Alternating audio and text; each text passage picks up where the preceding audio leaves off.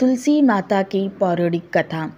कार्तिक महीने में सब औरतें तुलसी माता को सींचने जाती थीं। सब तो सींच कर आती, परंतु एक बूढ़ी माई आती और कहती, हे तुलसी माता, सत की दाता, मैं बिलड़ा सींचूं तेरा, तू कर निस्तारा मेरा। तुलसी माता अड़ुआ दे, लडुआ दे, पीतांबर की धोती दे, मीठा मीठा घास दे, वैकुंठ का वास दे, चटके की चाल दे, पटके की मौत दे, चंदन की काट दे, झालर की झनकार दे, साईं का राज दे, दाल भात का जमीन दे, 11 की मौत दे, श्री कृष्ण का कंधा दे। यह बात सुनकर तुलसी माता सूखने लगी। भगवान ने पूछा, हे तुलसी, तुम क्यों सूख रही हो? तुम्हारे पास इतनी औरतें रोज आती हैं, तुम्हें मीठा भोग लगाती हैं, गीत गाती हैं।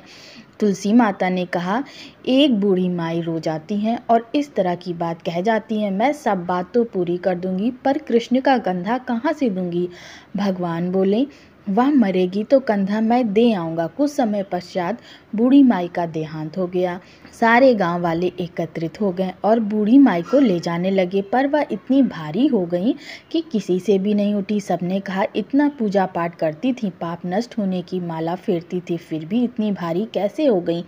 बूढ़े ब्राह्मण के रूप में भगवान वहां आए और पूछा, ये भीड़ कैसी है? तब वहां खड़े लोग बूढ़ी माई कहें कि बूढ़ी माई मर गई है, पापिन थी इसलिए भारी हो गई, किसी से भी उठ नहीं रही। भगवान ने कहा, मुझे इसके कान में एक बात कहने दो, शायद उठ जाए।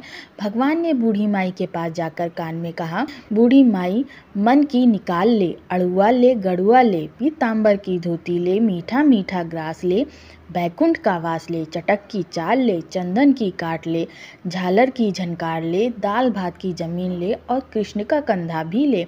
इतना सुनना था कि बुढ़िया हल्की हो गई। भगवान अपने कंधे पर ले गए और बुढ़िया को मुक्ति मिल गई। तुलसी माता जैसे मुक्ति बूढ़ी माई की करी, वैसे हम भी हमारी भी करना। जैसे उनको कंधा मिला, वैसे सभी को देना। बोलो तुलसी माता की जय।